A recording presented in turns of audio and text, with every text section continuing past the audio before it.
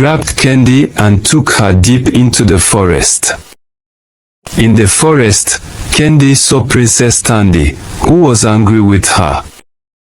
Princess Tandy said mean things to Candy because she was jealous that Candy was friends with Prince Cuckoo. Princess Tandy mocked Candy for being too close to Prince Cuckoo, called her different animal-related names and accusing her of stealing Prince Cuckoo's affection. After yelling at Candy, Princess Tandy told the kidnappers to kill Candy and left.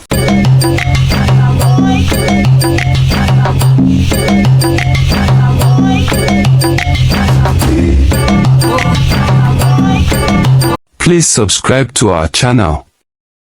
It costs you nothing, but it means a lot to us. In the lush and vibrant Fairy Kingdom, a unique friendship blossomed between Prince Cuckoo and a wild, yet endearing girl named Candy, popularly known as the Jungle Girl. Candy, who had grown up in the dense forest, she lived in the jungle. She wore clothes made of green leaves and played with wild animals. Her best companion was the majestic lion and the gentle elephant.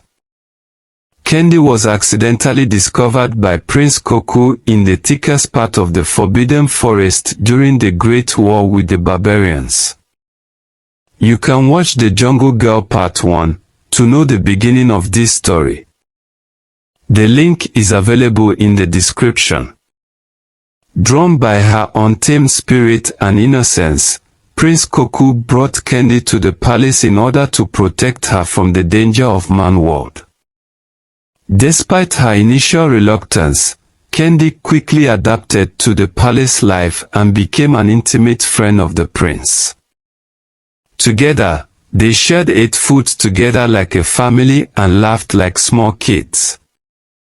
They often played around the grand palace gardens and had lots of fun.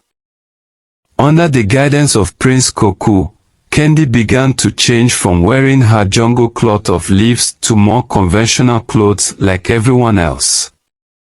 However, her love for the jungle remained clear as she often played around the palace garden in the company of domestic animals like cats, dogs, and other creatures she had befriended. Prince Cuckoo, recognizing Candy's innate strength and agility, took it upon himself to teach her how to defend herself, how to use weapons, and even some war strategies. Prince Cuckoo had a kind and wise teacher named Madame Elara to help Candy learn about human society and how to be a lady. Madame Elara's lessons were fun and interesting, making it easy for Candy to learn new things. Madame Elara teaches Candy this manner: learning to speak properly. Madame Elara, Candy, humans speak to each other using words. Let's practice some simple sentences. Repeat after me. Good morning, how are you? Candy, good morning, how are you? They practiced every day until Candy could speak clearly and politely. Using utensils.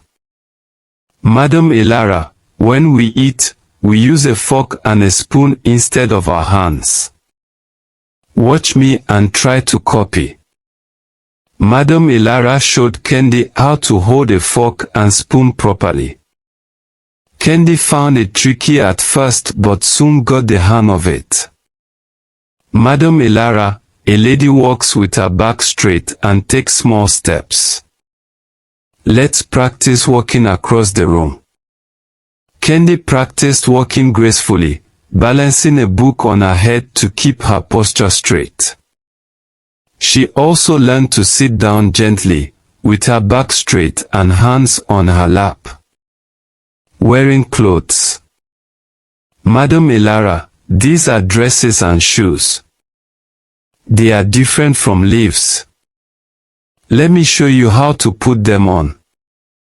Candy learned to wear dresses and shoes, understanding how to choose clothes that were comfortable and suitable for different occasions. Manners and politeness. Madam Elara, when you meet someone, you say hello and smile. It's also polite to say please and thank you. Candy practiced greeting people, saying please when asking for something and thank you when receiving something. Learning about society. Madam Elara, in our society, people have different roles. The king leads, the farmers grow food, and the teachers educate. It's important to respect everyone. Candy learned about the different roles people play in the kingdom and why everyone is important. Dancing and music. Madam Elara, at parties, people often dance and listen to music. Let's learn a simple dance. Candy enjoyed learning to dance and listen to music, finding it a fun way to express herself. Reading and writing. Madam Elara, these are letters. When we put them together, they make words. Let's start with your name, Kendy. Candy practiced writing her name and simple words, slowly learning to read short sentences. Madam Elara was very patient and encouraging. She made sure Candy understood everything and always praised her efforts. Candy learned quickly and enjoyed the lessons, but despite her new knowledge, Candy loved her freedom, so she sometimes went back to the jungle to spend a few days with the wild animals before returning to the palace. Meanwhile, in the neighboring Ojuju kingdom, Princess Tandy just returned from a visit to Pari Kingdom. She greeted her father, King Ayu, but ignored her biological mother, Queen Abiya, without acknowledgement. Instead, she went straight to Queen Taika's room, the senior queen, bypassing her mother Queen Abiya. This cold behavior left Queen Abiya in tears, as she felt abandoned by her daughter and shunned by the kingdom's people. The men blamed her for giving birth to an evil girl, while the women blamed her for letting her daughter be killed for the kingdom's sake. But the most painful part was even Princess Tandy chose to spend time with Queen Taika instead of her, influenced by public sentiment and Queen Taika's treachery. In Queen Taika's room, Princess Tandy complained that Prince Koku wasn't giving her enough attention as her future husband. Queen Taika, always scheming, suggested sending spies to Pari Kingdom to find out what Prince Koku was doing. Following this advice, Princess Tandy agreed and sent 2 spies to Pari Kingdom to secretly find out what is happening to the prince. The spies went to Pari Kingdom and saw Prince Koku walking and holding hands with a lady named Candy. Sad and furious, Princess Tandy reported this to Queen Taika. Queen Taika then advised her to kidnap Candy to remove her from the side of Prince Koku. Princess Tandy agreed and sent warriors to kidnap Candy. In Pari Kingdom, at night time, a thief stole a baby goat from near the palace. Candy, who loved animals, heard the goat crying and decided to chase the thief to save the goat. Candy ran fast through the village, following the sounds of the baby goat. Just when she was getting close to catching the thief, 2 other kidnappers were waiting for her at the edge of the village. They grabbed Candy and took her deep into the forest. In the forest, Candy saw Princess Tandy, who was angry with her. Princess Tandy said mean things to Candy because she was jealous that Candy was friends with Prince Koku. Princess Tandy mocked Candy for being too close to Prince Koku, called her different animal-related names and accusing her of stealing Prince Koku's affection. After yelling at Candy, Princess Tandy told the kidnappers to kill Candy and left. But Candy was smart and brave. She knew how to talk to animals using special sounds and gestures. She quickly called out for help in the animal language she learned in the jungle. Soon, animals from the forest came to help Candy. Birds, monkeys, and even a big lion heard her call. The birds flew around the kidnappers, pecking at them and making it hard for them to see. The monkeys swung from the trees, dropping sticks and fruit on the kidnappers' heads. The big lion roared loudly, scaring the kidnappers so much that they ran away, leaving Candy behind. Candy thanked her animal friends for saving her. She was tired and a little scared, but she knew she had to be strong. She stayed with the animals for a few days to rest and get her strength back. After feeling better, Candy decided to go to Ojuju Kingdom. She wanted to talk to Princess Tandy and find out why she was so mean. Candy knew that with her animal friends' help and her own courage, she could handle whatever came next. Candy changed her clothing to leaves and headed towards Ojuju Kingdom. Back in Peri Kingdom, Prince Koku and his guards were very worried because Candy was missing. They looked everywhere in the palace and all around the kingdom, but they couldn't find her. Prince Koku felt sad and didn't know what to do. He missed Candy and wanted to make sure she was safe. One day, the king told Prince Koku that it was time to visit Ojuju Kingdom for their big festival.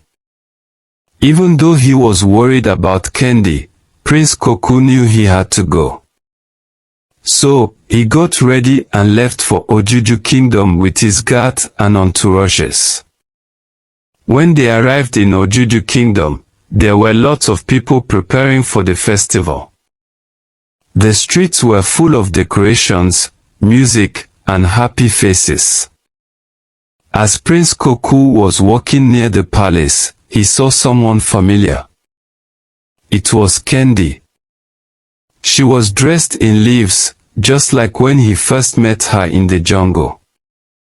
Prince Koku was so happy to see her. He ran up to Candy and hugged her. Together, they walked into the palace. King Ayo and the people of Ojuju Kingdom welcomed them warmly. However, Princess Tandy was not happy to see Candy alive and well. She rushed to Queen Taika's room in tears. Queen Taika, always plotting, told her to wait for the right moment to act. As the festival began, everyone was excited. There were colorful decorations everywhere, and people were singing and dancing. Candy stayed close to Prince Koku, enjoying the celebration. She was amazed by all the new sights and sounds. The next day was the most important part of the festival. King Ayo was going to sacrifice a white ram to bring good luck to the kingdom. The whole kingdom gathered around a big stone where the ceremony would take place. King Ayo stood on the stone with the white ram. He held a sharp knife in his hand, ready to perform the ceremony. The crowd watched quietly, waiting for the important moment. Candy was in the crowd, standing with Prince Koku. When she saw King Ayo about to use the knife, she felt pity for the animal. She quickly picked up a small stone and threw it at the king's hand. The stone hit the king's hand, and the knife fell to the ground. The entire crowd gasped in shock. It was considered a bad omen, or bad luck, to interrupt the ceremony. People started whispering and looking around to see who had thrown the stone. Candy knew she had to run. She turned and tried to escape, but the palace guards were too fast. They caught her and brought her in front of King Ayo. Everyone was watching, and Princess Tandy was very happy to see Kendi in trouble, thinking Kendi would be killed according to the law of the land.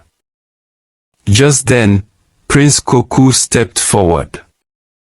He spoke to King Ayo, apologizing for Kendi and explaining that she was a special guest from a friendly kingdom.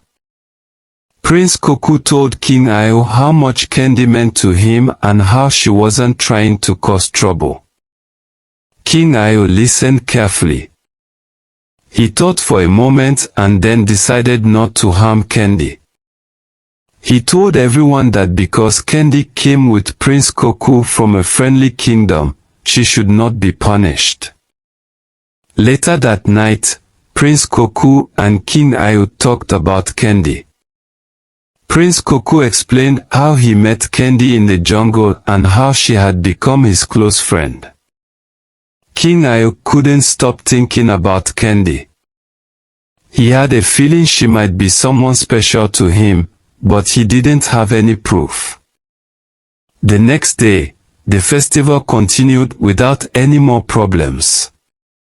Kendi stayed close to Prince Koku, and they enjoyed the rest of the celebrations together. Everyone in the kingdom saw how much Prince Koku cared for Kendi, and they respected her because of him. After the festival ended, Prince Koku got ready to return to Peri Kingdom. King Ayo was still thinking a lot about Kendi, wondering if she was someone important to him or it is just a feeling. When it was time to leave, the departure from Ojuju Kingdom was grand, with Prince Koku and his entourage leaving in a magnificent procession, and Kendi was with them. This is not the end of the story. To be continued.